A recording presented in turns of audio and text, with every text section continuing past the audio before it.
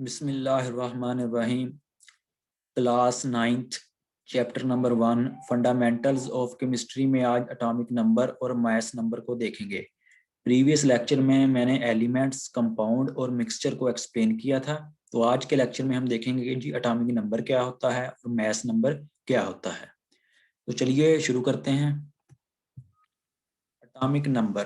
Atomic number basically atom के nucleus में number of protons को रिप्रेजेंट करता है।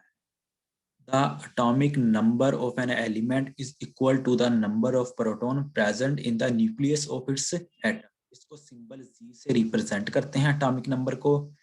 As all atom of an element have the same number of proton in their nuclei, they have the same atomic number. अब जो element होता है वो एक प्योर सब्सटेंस होता है और ये सेम टाइप ऑफ एटम से मिलके बनता है। अब उन सेम टाइप ऑफ एटम्स का जो एटॉमिक नंबर होता है वो भी सेम होता, मतलब उनमें जो नंबर ऑफ प्रोटॉन्स होते हैं वो सारी बात सेम होंगे, इक्वल होंगे। तो एटॉमिक नंबर क्या है? ये नंबर ऑफ एटम के न्यूक्लियस में नंबर ऑफ प्रोटॉन्स को रिप्रेजेंट करता है। ठीक है ना। ये है जी जनरल स्ट्रक्चर एटम्स का। सेंटर पे है न्यूक्लियस, ठीक है ना। सेंटर पे है न्यूक्लियस। न्यूक्लियस में प्रोटॉन्स होते हैं और न्यूट्रॉन्स होते हैं। न्यूट्रॉन्स पर कोई चार्ज नहीं होता और प्रोटॉन पर पॉजिटिव चार्ज होता है, इसलिए ओवरऑल न्यूक्लियस पर पॉजिटिव चार्ज होता है। इसके इर्द गिर्द होते हैं जी शेल्स, जिसमें इलेक्ट्रॉन्स रिवॉल्व करते हैं, चक्कर लगाते हैं न्यूक्लियस के गिर्द। अब इलेक्ट्रॉन पर नेगेटिव चार्ज होता है, प्रोटॉन पर पॉजिटिव चार्ज होता है और न्यूट्रॉन पर कोई चार्ज नहीं होता। अब इलेक्ट्रॉन, प्रोटॉन्स और न्यूट्रॉन्स को फंडामेंटल पार्टिकल्स कहा जाता है। किसी भी एटम में जो नंबर ऑफ प्रोटॉन होते हैं वो इक्वल होते हैं उस एटम में नंबर ऑफ इलेक्ट्रॉन के।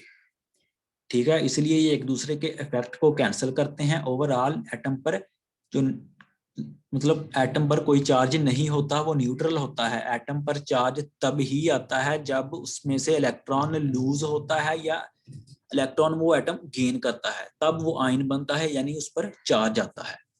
मिसाल के तौर पर एटॉमिक नंबर जो ऑक्सीजन का है वो 8 है। तो इसमें इसका मतलब ये है कि ऑक्सीजन में नंबर ऑफ प्रोटॉन 8 हैं।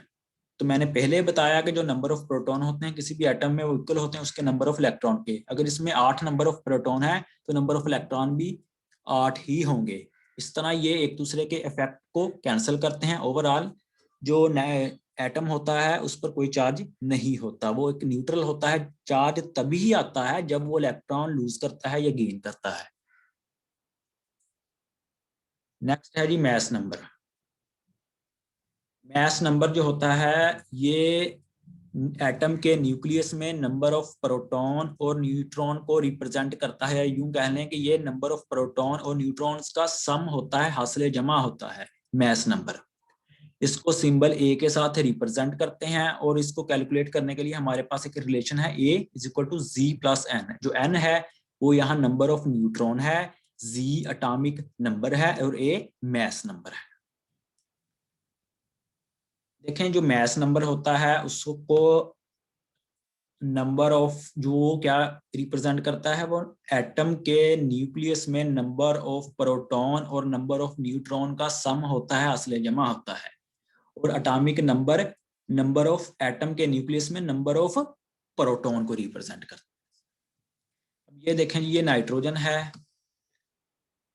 अब नाइट्रोजन का जो एटॉमिक नंबर है वो 7 होता है, यानी कि इसमें नंबर ऑफ प्रोटॉन 7 है और नंबर ऑफ न्यूट्रॉन भी 7 है। तो इसलिए इन दोनों का हासिल जमा कितना हो गया?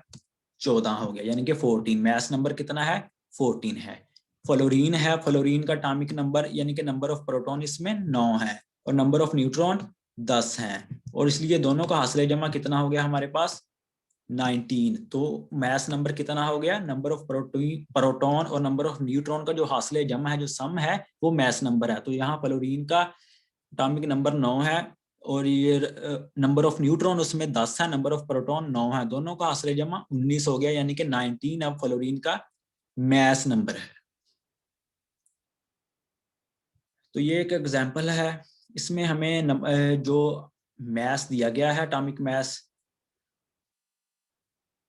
और हमने नंबर ऑफ न्यूट्रॉन्स को बेसिकली फाइंड आउट करना है। बेसिकली यहाँ पर नंबर ऑफ प्रोटॉन्स को भी फाइंड आउट करना है, लेकिन हमें ऑलरेडी नंबर ऑफ प्रोटॉन्स या वो दिए गए हैं। वो कैसे दिए गए हैं? जी किसको रिप्रेजेंट करता है? यहाँ पर एटॉमिक नंबर को रिप्रेजेंट करता है। और एटॉमिक नंबर क्या है? एटम के न्यूक्लियस में नंबर ऑफ प्रोटॉन को रिप्रेजेंट करता है। तो जी फिर हम 92 है, ये हमारे पास क्या है?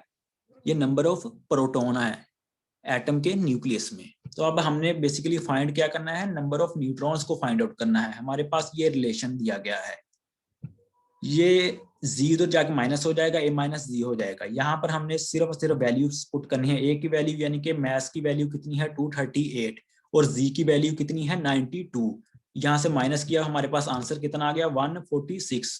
तो नंबर ऑफ न्यूट्रॉन जो होंगे वो 146 होंगे। अब चूंकि एटॉमिक नंबर तो ऑलरेडी गिवन है, लेकिन फिर भी अगर आपने इस रिलेशन से एटॉमिक नंबर को यानी कि नंबर ऑफ प्रोटॉन्स को भी फाइंड आउट करना है तो इससे आप कर सकते हैं।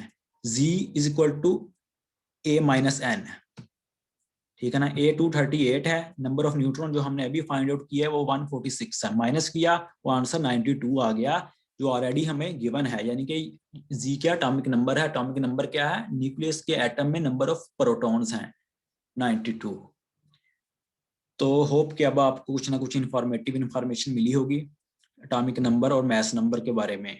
अगर आपको वीडियो पसंद आए तो शेयर जरूर कीजिएगा और मेरे चैनल को सब्सक्राइब जरूर कीजिएगा। शुक्रिया।